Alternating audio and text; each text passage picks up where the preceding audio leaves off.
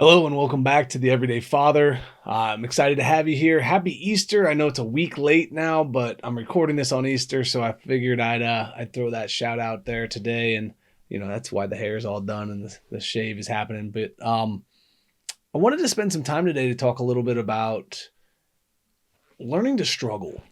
One of the things I love about the weight room and exercise and sports is it's hard. You're going to struggle. You're not going to be good right away. You have to earn strength. You have to earn skills. You have to earn wins. And I think too often in today's world, we expect things. We expect wins. We have kids who think that just by showing up, that's good enough. And don't get me wrong, I want my kids to learn to show up, but I also want them to understand that sometimes showing up isn't enough. Sometimes you will show up, you will do your best, and you will still lose, and that's okay. There's learning in that opportunity. There's learning in that moment. And one of the greatest gifts that sports and the weight room has given me is delayed gratification, is knowing that I'm doing what I'm supposed to be doing. And I may not see the results right away. I may not see the success right away. It allows me to stick with things longer and to work through the struggles and the difficulties that often come with trying to be good at something. Too often we find ourselves stuck because we're not seeing the progress immediately. I believe that teaching our kids to struggle is a skill that is valuable. I want my kids to learn to face adversity and know that somebody's not always going to come to help them. They're going to have to figure things out on their own. They're going to have to work through problems, find solutions, be creative. There's a lot of times where my kids come and ask me for help and I say, figure it out. Not because I don't want them to be able to do it or I don't want them to do the thing that they're asking, but because I want them to be sufficient, capable, strong, and have the drive to stick with something if it's not happening right away. I see a lot of parents, and not to any wrong of their own. I have the urge myself to step in and show my kids how to do something. And I have to tell myself actively to step away and let them figure it out. Otherwise, I'd be solving all their problems. And as a coach, I see this so often anymore with some of the high school players, the ones that find themselves not being able to handle the difficulties of being a high school athlete are often the ones that have had the most help to this point. Let your kids struggle. Let them suffer a little bit with some discomfort. Now, I'm not saying let them hurt. And you got to understand the suffering isn't painful suffering. It's the discomfort of not getting what they want right away.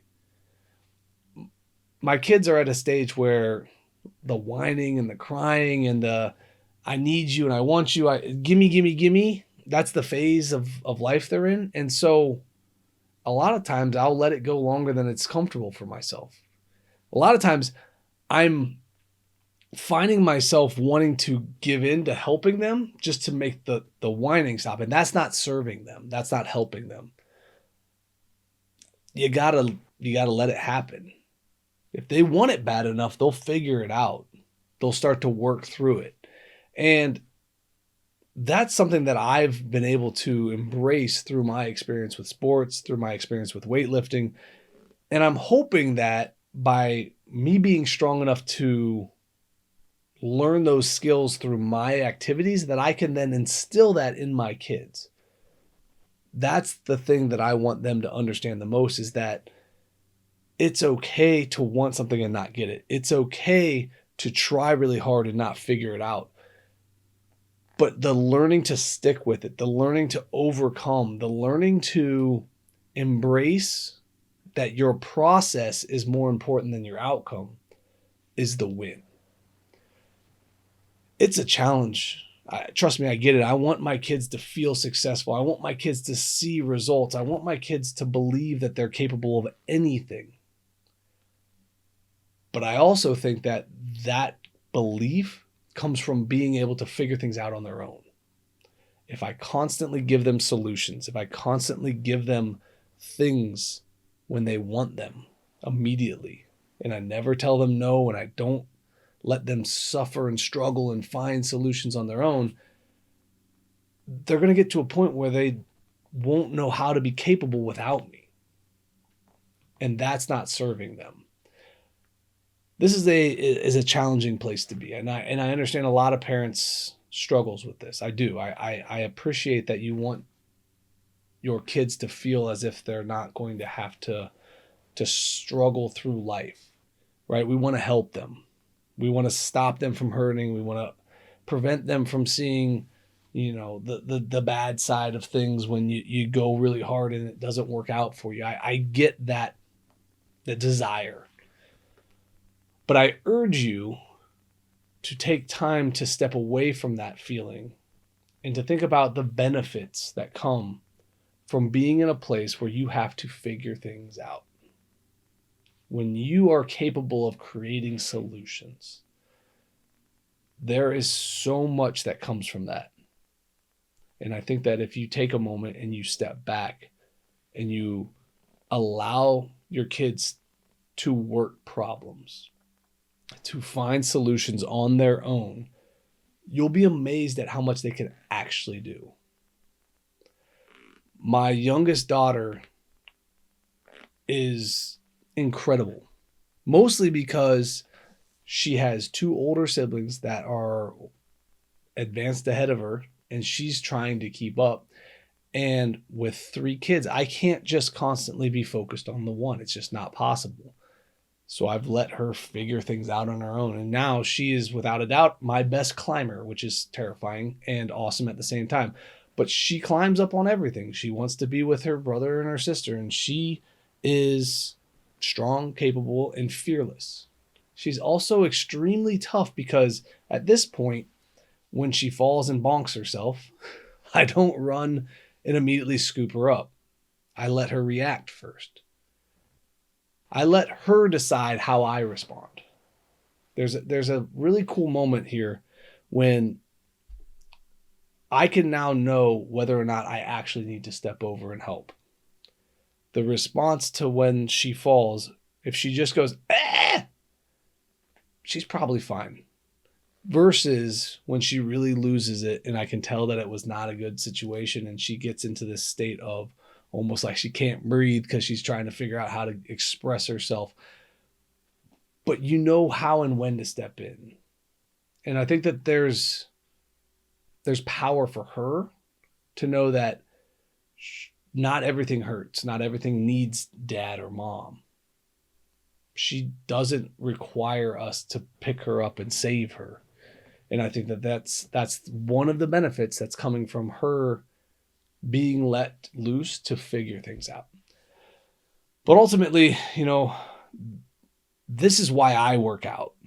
I work out and I keep myself fit and I push myself to delay gratification, to understand that things have processes, to work through struggles, to challenge myself, to overcome adversities and obstacles.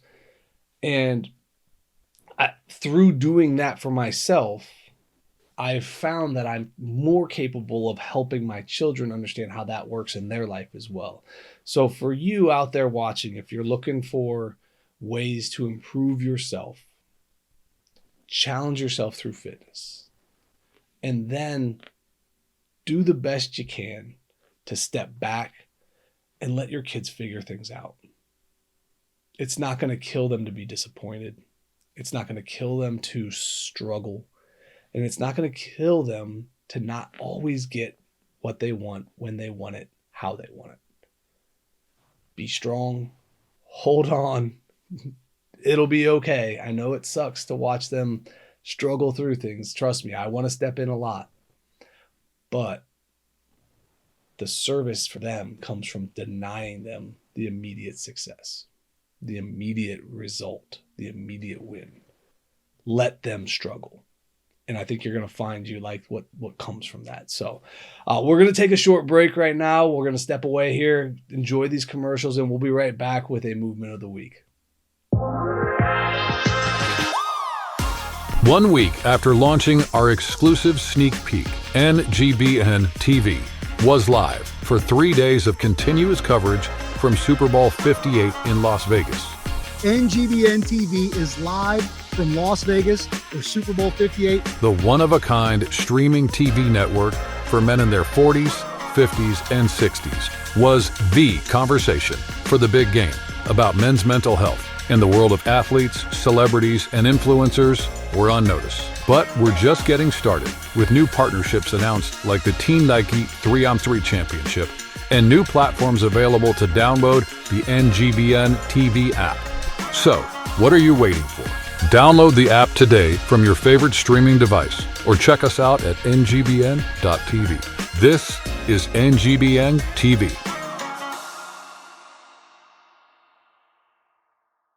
What's up? My name is Chris Rubio, and I'm the host of The Rubio Method on the NGBN TV network. Focus. Focus up. Long snapping and life are very, very similar. We have a great show that's going to educate you, inspire you, and most importantly, entertain you. I say most importantly because that's what I really want to do. And we're just kind of going on this journey together. And I'm going to make sure as we go on this journey together, you're going to have a good time while doing it. So check out The Rubio Method on NGBN TV. Hey, I'm Micah McCreary. And I'm Rich Fry, and welcome to Truex Outdoors, The ultimate outdoor show. So come tag along with us as we experience thrilling adventures in hunting and fishing. From the mountains to the rivers, we'll bring you the most action-packed outdoor experiences. Watch us now on NGBN TV. Truex Outdoors. Hello and welcome back to another Movement of the Week. This week I want to challenge you a little bit. There are, in my opinion, a few movements that are bodyweight movements that are a true testament of whether or not you're physically in a good space. A lot of people base it off their weight, how their body composition is, and I don't like that because genetically we carry stuff differently. Our lifestyles may not exactly call. I don't care about six-pack abs. I've said it once or twice on the show. My life, I'm not going to be on stage. I don't need abs to feel good about my strength. I like to pull heavy things. I like to squat. I like to be able to move my body well. And even though I'm a little heavier, I'd like to think I still move like an athlete and I can still control my body. That's where these tests come in for me, is if I ever get to the point where I can't perform one of these, then it might be time to evaluate some of my nutrition a little bit and maybe start to cut back and lose a little weight. Ultimately though, this is for you to decide if you're at a healthy weight, if you feel good, if you can move well, if you're sleeping and thinking and acting and living your life to the standards you want. Odds are you're doing a lot of things right. Just because your abs may not be visible, it doesn't necessarily mean that you're unhealthy. And I think that that's an important thing to remember here, is there's many different variations of looking and being healthy and fit, right? We have different definitions, and unfortunately in today's world of social media and doctored photos and, everybody wants to be the cover model for the next whatever, we get, told that we're not strong, fit, healthy, or capable of giving advice if we don't have a six-pack and we're not living on, a rabbit diet. I like my food. I like to eat. I'm going to eat dessert. I'm going to have some fun. I'm going to live my life. But I also do it within, the confines and the means that I know I can absorb and I can sustain. So I think that there's a balance there.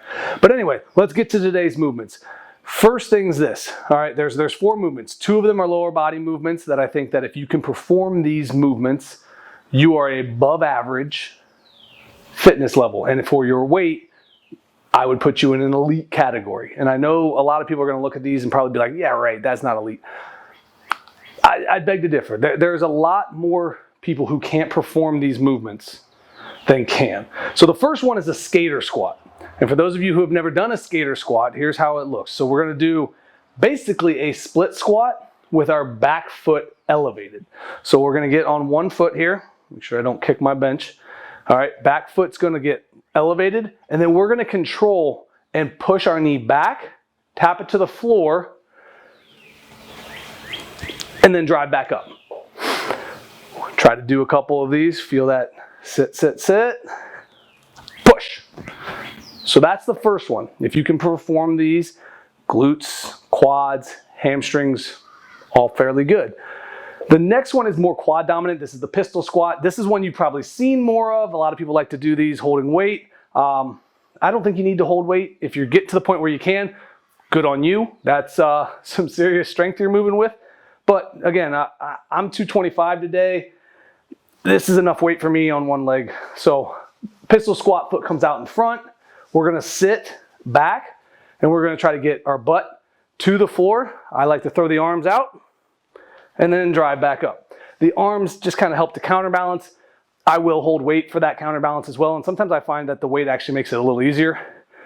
So here, up. Again, these are elite level movements. If you don't do these yet, you can modify them to get to that point. Now for the upper body movements, the first one of the upper body movements is a pull-up, but there's two things with this. One, you must get to a dead hang and hold that dead hang for 2 to 3 seconds. And two, you must control the eccentric part. That's how we know that you are in control of your pull-up. So we're here, 1, 2, squeeze, control down, 1, 2, 3, 4, 5, pull, 1, 2, 3, 4, 5, down, hold, pull, and then you repeat as many as you can get. That hold at the bottom, make sure that we get locked out, shows that we are in control. The eccentric drop is just maximizing that squeeze and that discomfort. So the last one, I could put a standard pull-up in here, or push-ups, I'm sorry, but I wanted to do something that's a little more challenging. This is a pike position push-up, so you'll need a bench or a couch or a chair or something like that. Keep in mind, for me, I'm not completely perpendicular when I do this. My hamstring mobility and then just my size doesn't allow for that mobility at this particular junction. However, I try to get as close to perpendicular as I can. So I get my feet, I usually get close, put my hands in close. I'm gonna pop my butt straight up towards the ceiling, and I'm gonna hold this position, make sure my core is nice and tight, and then we're gonna control down to the forehead, push. Down to the forehead, push. And this is a good one and a very challenging one. I don't know if I would call any of them more challenging than the others. However, you're gonna find that each one of these is gonna present a unique and different challenge. When you do that last one, core tight, hips, quads, glutes, lower body squeezed, be in control, don't just flop down. You will land on your head and that would be unfortunate. So that's it for this week. I hope you enjoyed these 4 challenges. I think that they will push your limits and test where you're at. And if you can get all 4 of them, great. If not, we got stuff to work on. So we'll see you guys in the gym.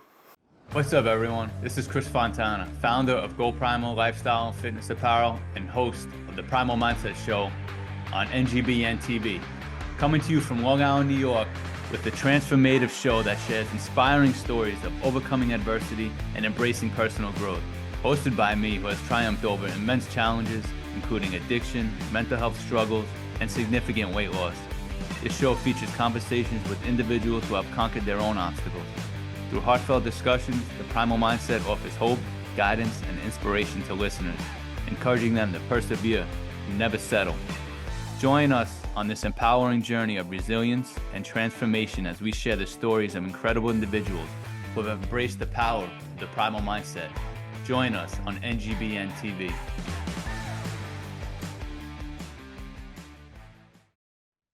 Hello, we are the MD and Chef team. I'm nutritional chef Michael, joined by my beautiful wife, Dr. Isabel, medical doctor and suicide survivor. Yes, I was dropped into the world of mental illness back in 2013, and by the grace of God, I survived suicide. But here's what I learned. We don't have a mental illness issue. That's the downstream event. We're focusing downstream. We should be focusing upstream on our brain health and all the things that we can be doing to support our brain health. Because you see, it's like mopping up the floor when the sink is overflowing instead of turning off the faucet. So come and join us on the MD and Chef Team Show. Come join us. Hello, welcome to Veritas. I'm your host, Adam Colazetti, and I'm here to guide you on a meditative adventure like no other. Join me and lose yourself in your imagination as we travel the outer reaches of the cosmos, quest for powerful talismans, and explore the inner realm of your subconscious.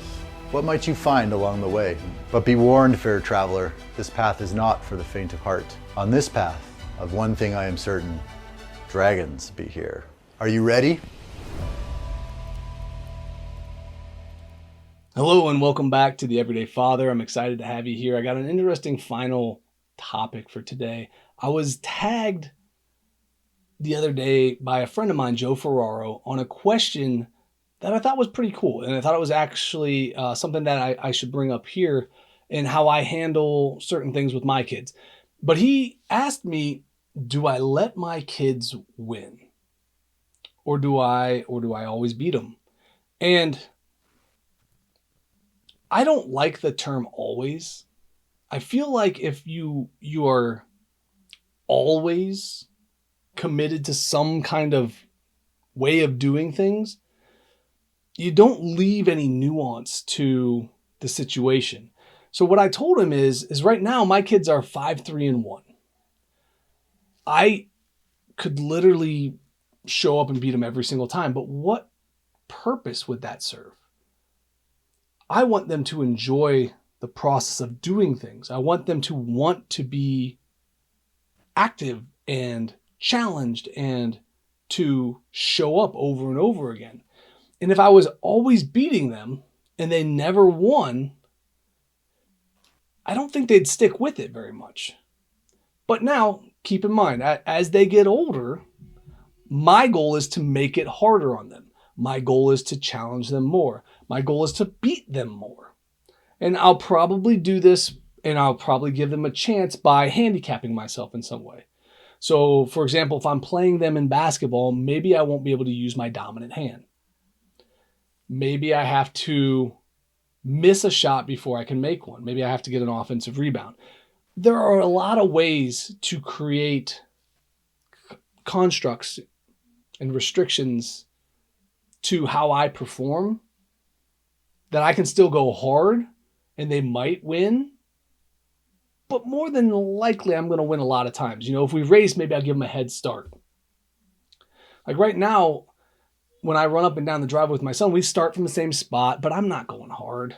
I beat him from time to time just to give him, you know, a little bit extra motivation to keep working hard, to keep going. But I'm just happy he's out there running with me. We're having a good time. Same when we play soccer together. I could blow by him anytime I want. I could knock him over anytime I want. He's a 5-year-old kid. That doesn't serve him. One of the things that I think is very important to understand when you start to challenge your kids, when you start to push them to get better, there's this place called the edge. And it's something that I picked up from Tim Kite. And at the edge is the place where our talent runs out and we need to work to get better, to compete, to win. It's also the place where when we are in a moment, we may or may not win. It's at the edge of our abilities, right? We are possibly going to win, but we might lose and we're not sure and it's uncomfortable because it's not easy and we have to show up. I want to push my kids to be in that space as often as possible. How can I get them there regularly? And I think that there has to be a balance between winning and losing for that to occur. Now, kids are smart. As they get older, as my son and daughters get older, I can't just give them wins. They will notice that. They have to earn those wins. And that's where handicapping yourself or putting yourself in a place where you have to try a little bit harder to accommodate a missing arm or whatever makes it a realistic challenge, but one that they're going to have to overcome, one that they have the ability to potentially win. And I think that if you can find that place, if you can navigate that world, one, your kids will continue to grow and develop. 2, they'll have fun while losing because you're trying and you have to work really hard. And then 3, they're going to learn to compete. This is another thing that I think is super important because I feel like there's too many kids who just don't understand how to compete anymore. They shy away from the competition. They don't want to be challenged. They don't want to be pushed. And I think if we are going to help our kids get better, they have to want competition. They have to seek out challenging moments and difficult times. So think about how you want them to experience a situation or a moment. Are they at the age where you need to humble them more? You need to beat them more? Or are they at a place where they need to build some confidence? They need to feel capable. They need to think that they can continue to get better and grow and see results. That's our role. It's not just to beat them down all the time and hope that they come out of it stronger. Sure, I want a tough kid. I want a kid who's resilient, who sees adversity and goes towards it.